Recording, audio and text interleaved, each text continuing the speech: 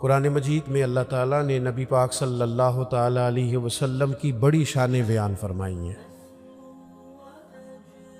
حضور علیہ الصلوۃ والسلام کی عظمتیں، بلندیاں، رفعتیں اللہ کے قرآن نے ذکر فرمائی۔ امت کو ان ساری عظمتوں سے آگاہ کرنے کا مطلب یہ ہے کہ نبی پاک کی عظمت امت کے دلوں میں بیٹھ جائے۔ جب کسی کو انسان بڑا عظیم جانتا ہے نا، تو پھر اس کے طریقوں پر عمل کرتا ہے، پھر اس سے محبت ہو جاتی ہے۔ اللہ تعالیٰ نے اپنے محبوب کو جو علم عطا فرمایا وہ بھی عظیم ہے، جو معجزات عطا کیے وہ بھی عظیم ہیں، اور جو اخلاقی بلندیاں عطا فرمائیں وہ بھی بڑی عظیم ہیں۔ فرمایا وَإِنَّكَ لَعَلَىٰ خُلُقٍ عَظِيمٍ، اے محبوب علیہ السلام، ہم نے آپ کو خلق عظیم کا مالک بنایا ہے۔ ہمارے ہاں لوگ یہ سمجھتے ہیں کہ اخلاق صرف میٹھا بولنے کا نام ہے۔ آپ میٹھا بولیں اور مسجع مکفہ بات کریں اور جی جی کریں تو آپ با اخلاق ہیں۔ حالانکہ میٹھا تو بعض اوقات لوگ ٹریننگ کے طور پر بھی بولتے ہیں، ٹریننگ ہوتی ہے۔ آپ اداروں میں جائیں تو جو بڑے ادارے ہیں ان کے جو سیل مین ہوتے ہیں ان کی ٹریننگ ہوتی ہے کہ گاہک جو مرضی کرے تم نے کڑوا نہیں بولنا۔ آپ چلے جائیں بڑی دکان پر، آپ نے کہا مجھے کپڑے چاہیے، تو وہ سیل مین آپ کو سارے تھان کھول کے دکھا دیتا ہے۔ آپ نے کہا نہیں یار تیرے پاس وہ نہیں جو مجھے چاہیے، تو وہ کہتا ہے ٹھہریں کچھ پیچھے بھی پڑیں۔ سارے اس نے کھول دیا۔ آپ نے کہا تجھے کہا تھا نا تیرے پاس وہ نہیں ہے جن کی مجھے ضرورت ہے، تو پھر بھی آپ کو ناراض نہیں کرتا، کڑوا نہیں بولتا، کہتا ہے جناب اگلے ہفتے آئیے گا، مال اور بھی آنا ہے۔ لیکن جب بندہ دکان سے نیچے اترا نا، نیچے، تو پھر پتہ کیا اس نے کہا؟ کہنے لگا اس نے ایک جوڑا لینا ہے اور نخرے دیکھو کتنے۔ یہ با اخلاق نہیں۔ میری بات کی سمجھ آ رہی ہے؟ با اخلاق ہوتا تو یہ پشت کے پیچھے بھی وہی خیر کی بات کرتا جو اس نے منہ پہ کی تھی۔ یہ با اخلاق نہیں، اس کی ٹریننگ ہے کہ اپنا کام نکلوانے کے لیے کسی کے ساتھ میٹھا۔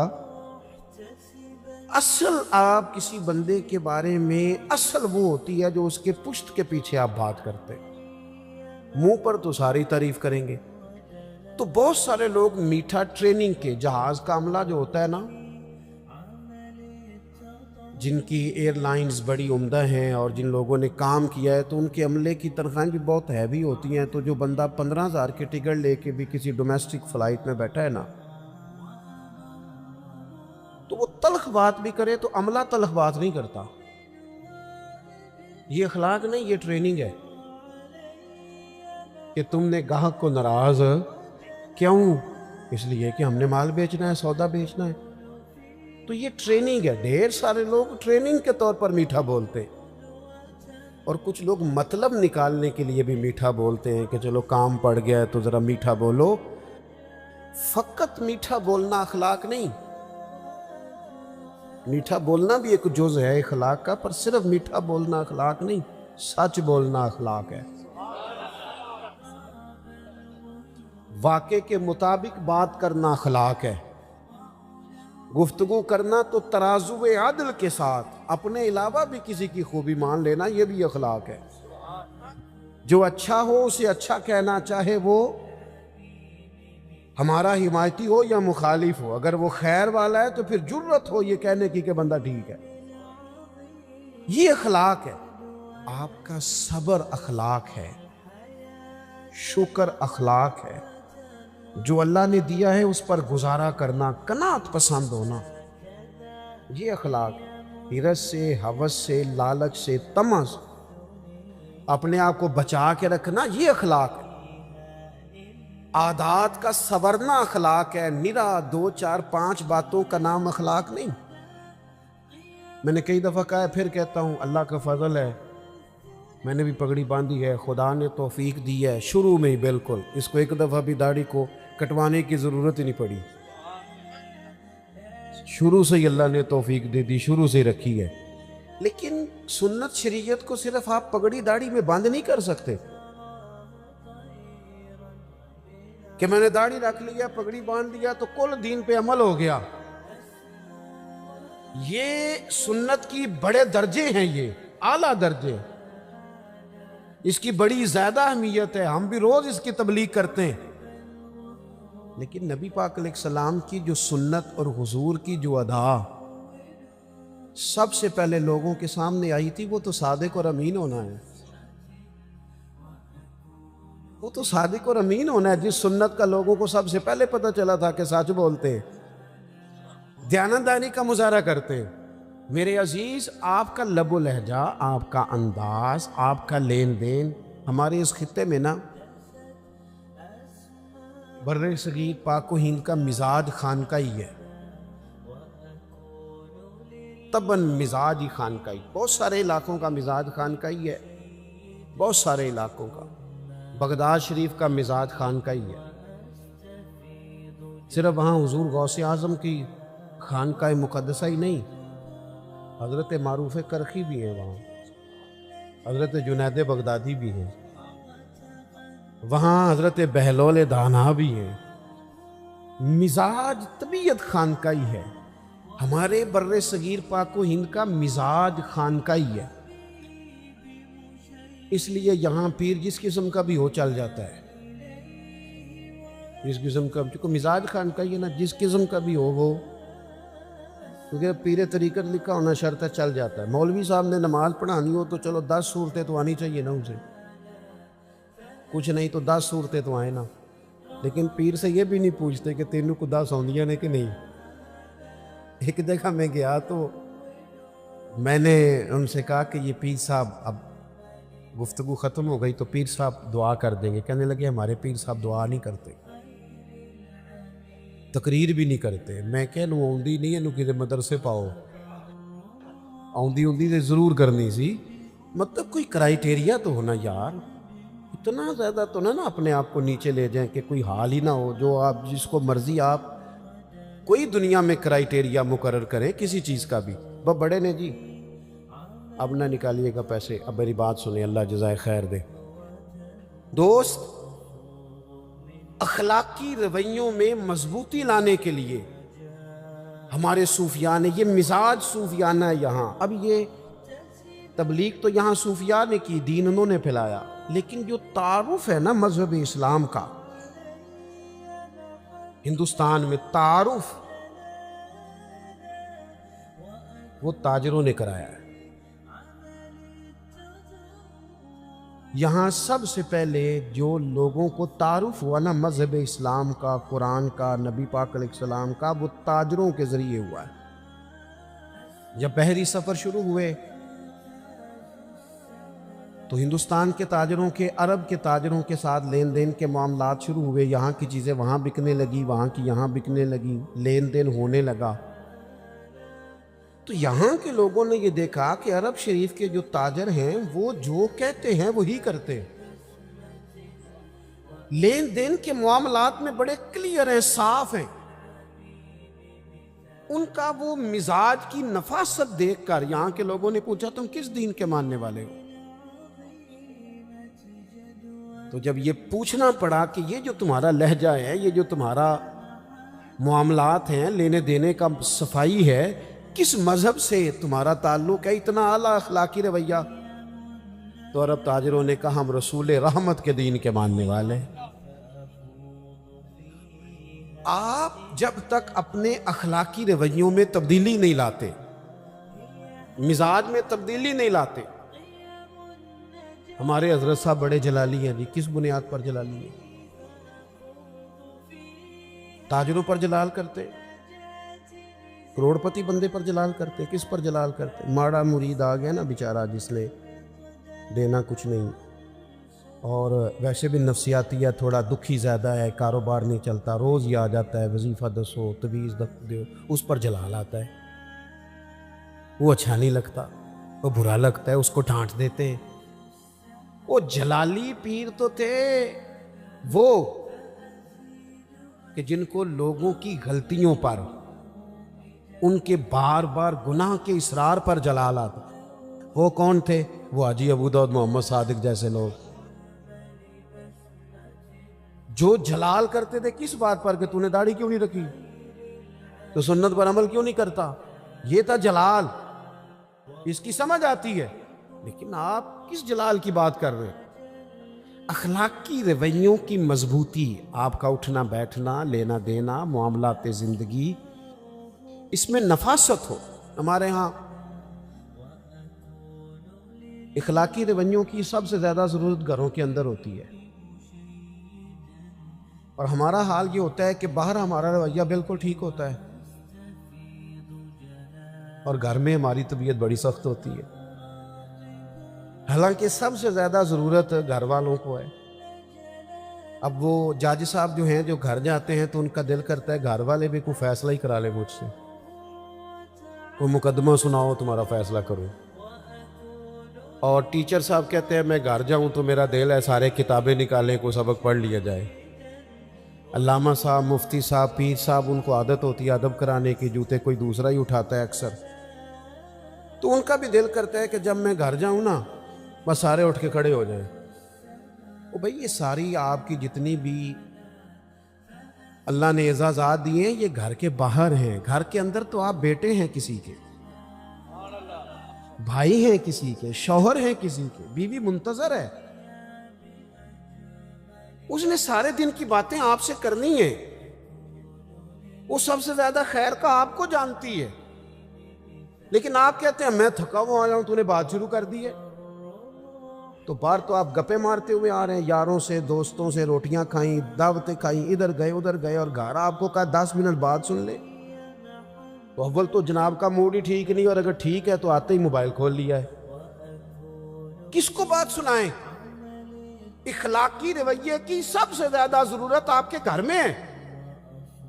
اللہ تعالیٰ نے سب سے زیادہ ذمہ داری آپ کی لگائی ہے۔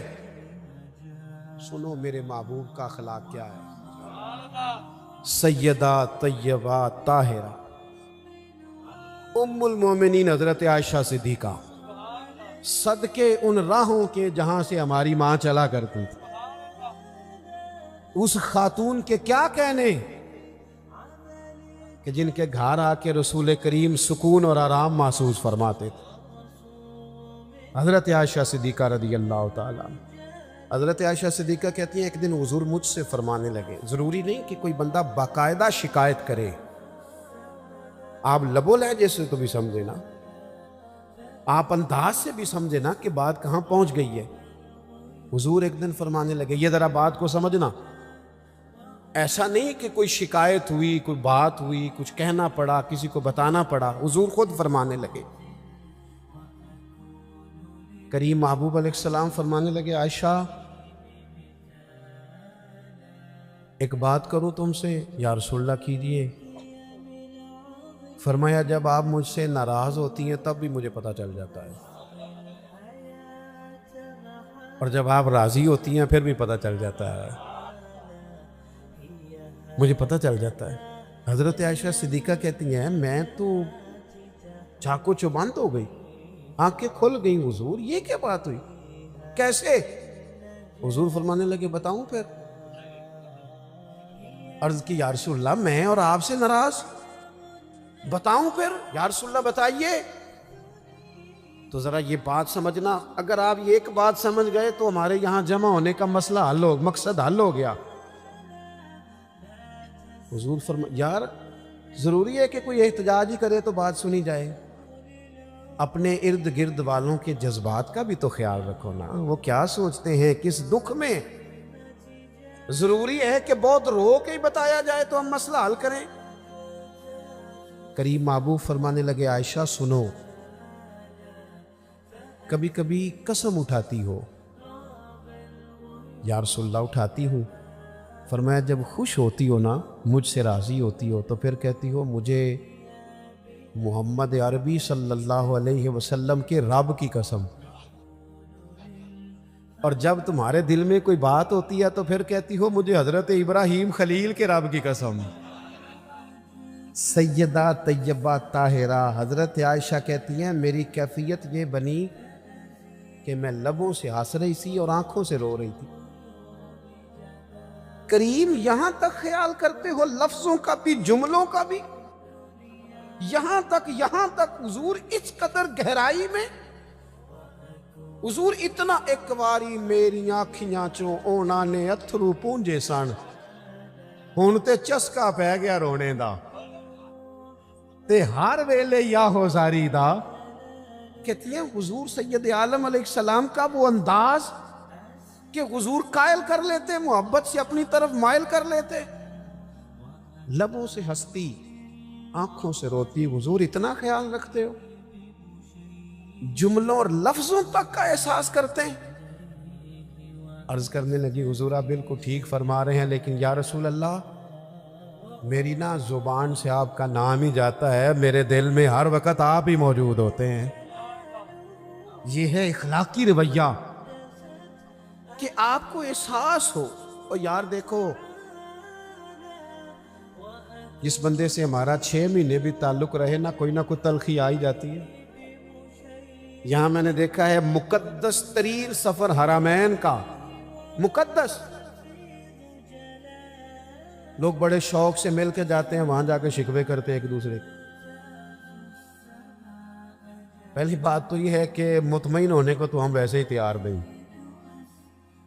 اور وہاں جا کے اب تو خیر ماحول اس طرح کا ہے، کئی سال پہلے کی بات ہے، حرم کعبہ کے سامنے 2 لوگ اپنے ٹریول ایجنٹ کا شکوہ کر رہے تھے، سن لوٹ لیا سو۔ تو میں نے انہیں کہا کہ پہلے تو آپ یہاں شکوہ کر رہے ہیں، اور آپ کو پتہ ہے جگہ وہ ہے کہ ایک گناہ کرے تو لاکھ لکھا جاتا ہے، تو یہ بات ہی سرے سے درست نہیں، آپ دیکھیں تو صحیح بیٹھے کہاں ہیں۔ اور دوسری بات یہ ہے کہ روز لوگ دھوکے کرتے ہیں۔ میرا تو جی چاہتا ہے جو رب رسول کی بارگاہ میں پہنچاتا ہے نا، وہ لوٹ بھی لے تو بڑا ہی اچھا ہے۔ کچھ 24 گھنٹے شکوے، میں ایک جگہ محفل نعت میں حاضر تھا، اب تو میں نے بچت کرا لی ہے، میں عشاء کے بعد جاتا ہی نہیں، اس لیے کہ کوئی کسی قسم کا نعت کا پلے پڑ جاتا ہے، بعد میں جواب دیتے پھرو کہ جناب یہ اس نے یہ کہہ دیا ہے، آپ بھی موجود تھے، لہٰذا ہم ویسے ہی بچت کرتے ہیں، دور سے ہی اتقوا مواضعکم، تہمت والی جگہ سے ہی بندہ بچے۔ ایک جگہ بیٹھے تھے تو نعت خانہ شعر پڑھ رہا تھا، اور شاید میرے جیسے لوگوں کے لیے پڑھ رہا تھا، مرحوم اعظم چشتی کا کلام تھا، تیری نسبت نے سوارا میرا انداز حیات، میں اگر تیرا نہ ہوتا سگے دنیا، میں گلیاں دا روڑا کوڑا تے محل چڑھایا ہے سائیاں۔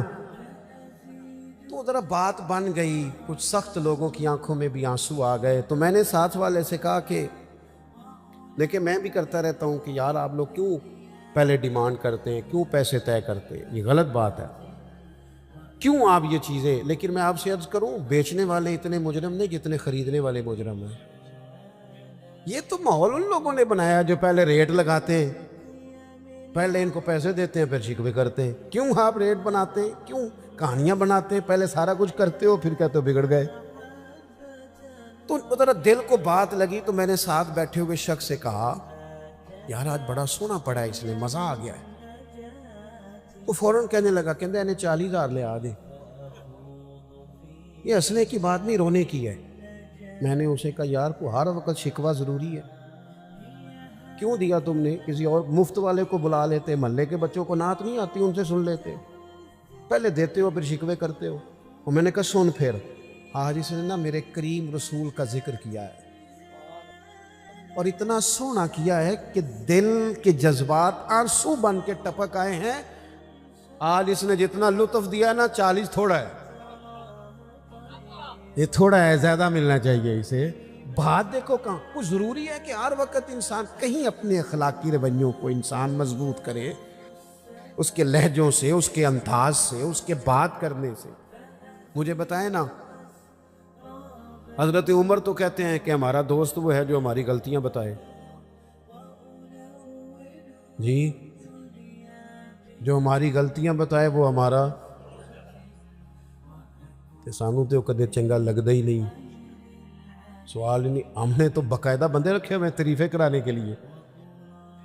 یہ نقیب محفل کی یہ ابھی مجھے اچھا نہیں لگ رہا تھا، لیکن میں کچھ عرصے سے نا جی آتا ہی مائک لے لیتا ہوں، اس لیے کہ ہم جو نہیں ہیں وہ ہمیں بتایا جاتا ہے، تو اپنے آپ میں بندے کو شرم آتی ہے کہ یہ کیا کہا جا رہا ہے، بھلا ضرورت ہے ان چیزوں کی؟ اگر کچھ ہے تو وہ نظر آ جائے گی، لیکن یہ کہانیاں بنانا کہ فلانے صاحب آ گئے کیا ضرورت ہے اس بات کی؟ کوئی حاجت نہیں، اس سے انسان کمزور۔ اٹھ بلیا، اٹھ بلیا، وہ چل اوتھے وسیے جتھے وس دینی سارے ینے، نہ کوئی ساڈی ذات پچھانے نہ کوئی سانو منے۔ کبھی تو انسان نکلے نا کیمرے کی آنکھ سے باہر، وہ حقیقت کی زندگی میں بھی آئے نا۔ حضرت عمر رضی اللہ تعالیٰ عنہ بڑے آدمی تھے نا، پر یہ اخلاق ہے کہ حضرت سلمان فارسی ملنے آئے تو کہنے لگے میرے اندر کوئی غلطی ہے تو مجھے بتا کے جانا،